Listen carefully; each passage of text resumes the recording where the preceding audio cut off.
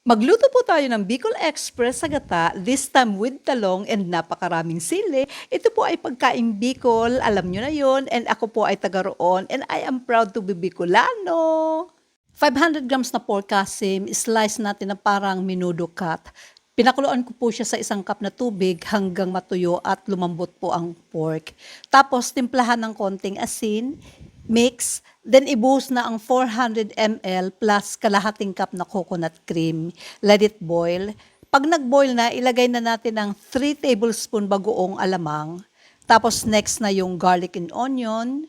Haluin natin. Then isimmer natin ng mga 10 minutes or so or hanggang mag-reduce ng konti ang gata. Pag nag-reduce na po sa kalahati ang gata, pwede nang ilagay ang eggplant at maraming siling haba. Kaya nga po ang tawag dyan Bicol Express kasi loaded ng sili. Pero nasa inyo din po yun kung ilang piraso ang gusto nyong ilagay. Isimmer po natin ulit ng 5 to 10 minutes or hanggang maluto ang talong at sili. After ilang minutes, luto na. Kainan na. Tara!